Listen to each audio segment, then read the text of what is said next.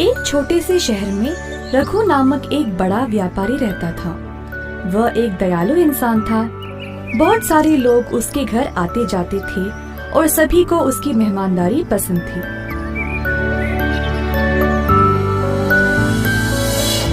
लेकिन एक दिन उसने अपना धन एक व्यापार में लगाया जिसका नुकसान हो गया, जिसकी वजह से रघु ने अपना सारा धन दौलत खो दिया। उस दिन से कोई उसके पास नहीं जाता था। रघु को बहुत अकेला लगने लगा।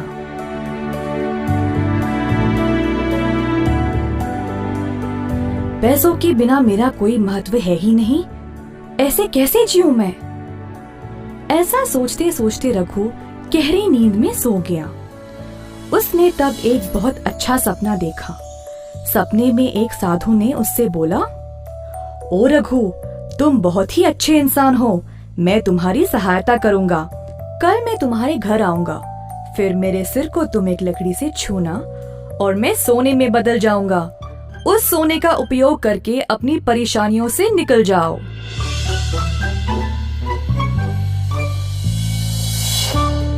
अगली सुबह जब रघु जाग गया तो उसे वो सपना याद रहा।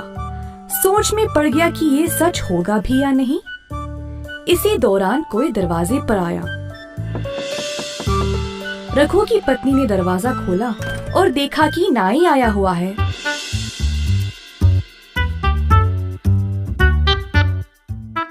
नाई अपने काम पे लग गया और रघु निराश होकर बैठा रहा। फिर से किसी ने दरवाजा खटखटाया।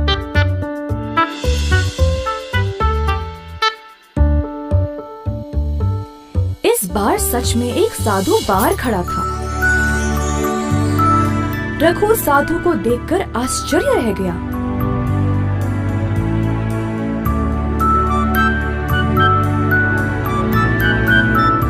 जल्दी से वो लकड़ी ले आया और साधु के सर को उससे छुआ। रघु को विश्वास ही नहीं हुआ कि साधु सच में सोने के रूप में बदल गया। नाई भी ये देखकर अचरज रह गया। रघु ने थोड़ा सा सोना नाई को भेंट में दिया और बोला कि जो कुछ हुआ वो किसी को इस बारे में नहीं बताए। नाई इस बात से सहमत होकर वहाँ से खुशी खुशी सोना लेकर चला गया। कुछ देर बाद वह सोचने लगा, अच्छा तो इन साधुओं के सिर पर लकड़ी से मारने से ये सोने में बदल जाते हैं। अगले दिन ये लालची नाई एक मंदिर गया और सभी भिक्षुओं को अपने घर भोजन पे बुलाया।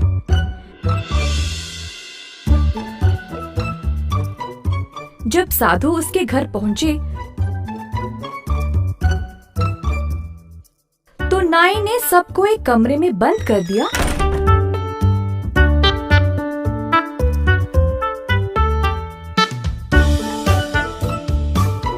और लकड़ी से सबके सिर पर मारने लगा।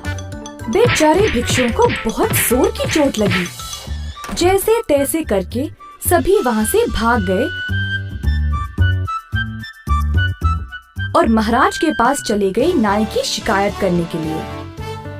महाराज ने सारी घटना सुनी और तुरंत नाई को महल पर आने का आदेश दिया।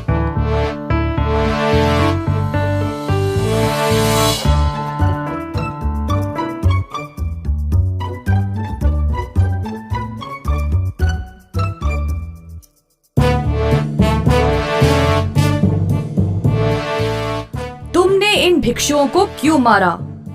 पूछा महाराज ने। जो कुछ नाई ने रघु के घर पर देखा उसने सब कुछ बताया। फिर महाराज ने रघु को भी उधर बुलाया और उससे भी यही सवाल किया। प्रणाम महाराज। जी हाँ, ये सच है कि वो साधु सोने में बदल गया, परंतु मैंने उसके सिर पर मारा नहीं। लगता है इस नाई को पूरी कहानी पता ही नहीं। रघु ने महाराज को सब कुछ बताया और उसके वो सपने के बारे में भी। आखिरकार महाराज को सब समझ आ गया और उस लालची नाई को उसके कर्मों के लिए बंदी बना लिया।